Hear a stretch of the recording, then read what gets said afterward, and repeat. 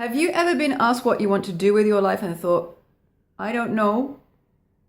If so, this episode of Wise Wednesdays is for you. Today we're talking about fear setting and how that is related to the feeling of I don't know and can help you move past it.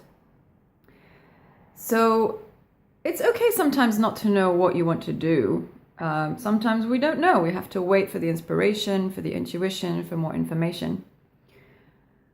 But if your thought, I don't know, is associated with a kind of heaviness, it's more likely that that's the experience of feeling blocked. And that experience of feeling blocked is associated with a fear. And this is where the technique I'm going to talk about today comes in useful. So the I don't know what I want experience has usually three components to it that you can come at it from. So number one is information.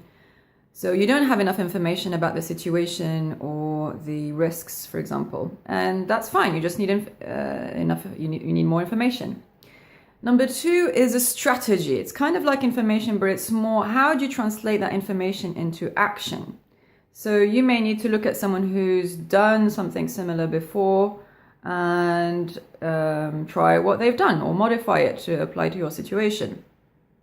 But in this day and age of information overload and complete access and availability to the best information you can get, it's usually not the problem when you're thinking, I don't know what I want.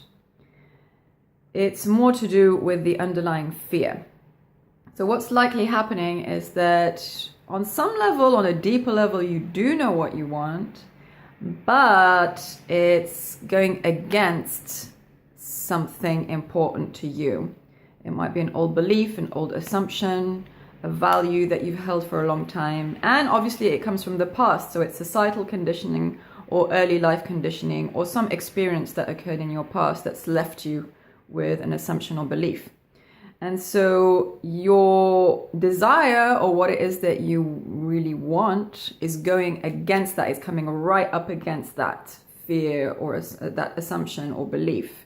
And as you do that, your fear kicks in because that assumption or belief was put in place in the first place to protect you from something. So if you really are stuck and you're thinking, I don't know what I want to do with my job, with my career, with my relationship, with my home, with my situation, whatever it is, then it's okay. Just take a deep breath, step back, and do what Tim Ferriss calls fear setting, and he's borrowed that from the Stoics. The Stoics are a Western philosophy that's closely related to Eastern philosophy, in that it's all about accepting what is and mastering your fears so you can live the life you're meant to live.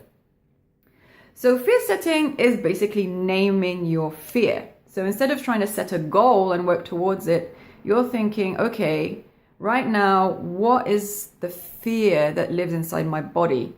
What is it that is talking to me and sending me messages that essentially make it look like life's difficult and dangerous and I need to focus on survival, avoiding pain, avoiding loss, and so on. Now, most of us in Western society live in on some level in a chronic state of fear. It's just how the system is. You need to constantly be working and striving and proving yourself. Now, that's not universal. That is specific to our culture. So if you're stuck, try and relax and see what the fear is. Naming that fear will help you see it, examine it, and put it in perspective. As you do that, I will guarantee you that you will have some idea and you will be able to take some action forward. Even if you have no idea exactly where it's going, you will tap into some intuition and inspiration that will take you forward and get you out of the I don't know what I want state. So if you want to read more about it, or find out more about it, read about it in the blog at www.dremina.com under goal setting versus fear setting.